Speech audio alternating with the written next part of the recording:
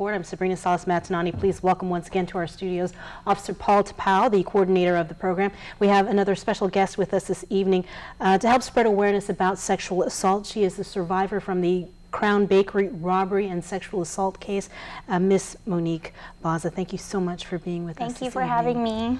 You know, you are an inspiration to so many people because it takes a lot of courage to come forward and talk about what happened, especially in your case.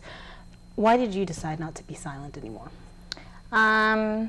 Because it was to a point where I felt that things were not happening the way I thought that they should, as far as you know, being notified with the AG's office, and you know, being notified of court hearings and those last-minute notifications,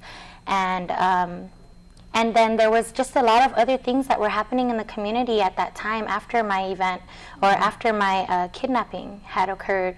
I believe there was the incident where the woman was running in East Agana, and she, you know, was rescued by two individuals because people were trying to take her as well. And so there were just so many things happening. And prior to my situation, you never realize, like, you don't realize how big of a problem it is.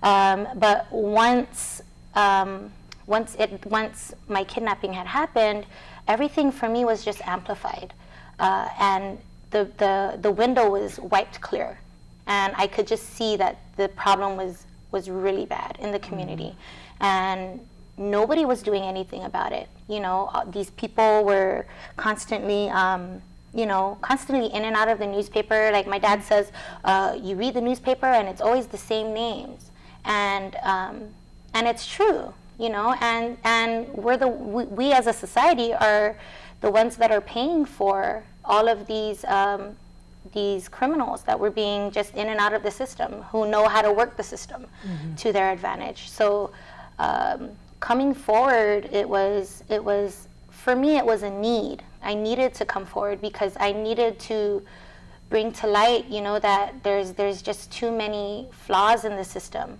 And then the other thing was with the Nimitz Hill home invasion. Yeah. I had it just, I don't even know how to say it. I felt guilty because the person that was involved in my case was released, and now this woman was fighting for her life. And I remember the day, you know, when I had found out that you know, he was involved in her case, and I was driving home. My unit just had a 5K run, and my sister calls me and says, "You'll never guess who was arrested for the Nimitz Hill home invasion." And when she told me, it was the longest ride home from Epau Beach to my house, and all I kept thinking was, "Oh my goodness! So now this woman's fighting for her life," and they had him. And I felt guilty because if they would have just held him in my case, she wouldn't be in that situation. And so from that day, it just was like, no, I need to do something. What can I do? So I called up my cousin Karina Fahering, and she put me in touch with Chelsea Munabret. And, you know, while I'm at drill, you know, I'm on the phone with these people like, you know, somebody needs to help me. Like, what do I need to do? And who do I need to talk to? Like, what do you think I should do? Because this woman's fighting for her life, and this is really just uncalled for. So since then, tell me about the organizations now, because you said Karina Farron, and I know that she's involved with ROAR, right? Yes. So Denise Mendiola Hertzlet and Karina Fahering, I know both of them. We go way back with Paul, even. Denise and I used to work together with Paul.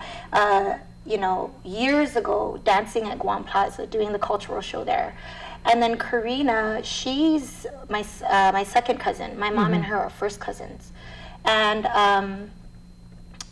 prior to the Nimitz Hill home invasion, and prior to me coming forward, I was already doing things with ROAR. ROAR is we're not even like a legit organization. We're really just a bunch of women that got together and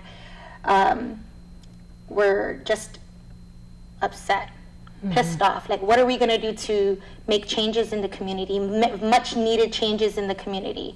And so Denise and Karina had started up Random Women's Rally, or ROAR. They had started up ROAR, and then because of what had happened to me, and then they had invited me into ROAR to do some, like, when they had their first wave, I was there as well, but nobody knew who I was. And then they also, like, helped me with the interview with Chelsea Munya-Brett when I came out anonymously on K57. They were there with me as well. So they've been with me every step of the way. And we're just really trying to see what we can do as a group of women, and trying to reach out to the community and say, join us, help us to make these changes, because we can't do it all on our own. It takes a whole community. It takes a whole community to try and make things right. We can't depend on the people who have the power to. We have to do it as a community. Right. If we need to take our communities back, and we need to make sure that our children are safe, and we need to make sure that our families are safe. And Guam 20 years ago is not Guam now, and it's just a real tough.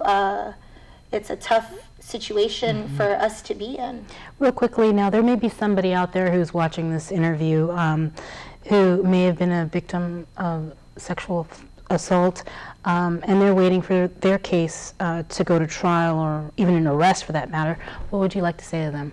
You're not alone, and it's not your fault, and you need to speak up. You need to speak up, because you didn't ask for it to happen to you. And I was just telling my aunt on the way over here, for a victim, they spend the rest of their life tormenting themselves as to why did this happen to me. And then not only do they spend the rest of their life tormenting themselves, but the family. The family is the secondary victim. And the family does the same thing. If not, it's how do you say it? It's worse for the family, because they're helpless. Right. And we need to also find resources out there to help the family. But for the victim, the only way that you're going to feel any kind of peace is if you come forward, and if you say, if you let people know what your story is, because once that weight is lifted off of your shoulders, you feel this huge release, and it makes a huge difference. Right. For victims out there who have not been able to come and at least even tell somebody. Right. Living with that is utter torture. It is utter torture to have to carry that on you for the rest of your life. For some people, for the rest of their lives. And there's nothing to be embarrassed about. Right. There's absolutely nothing to be embarrassed about. Thanks for watching, and stay safe.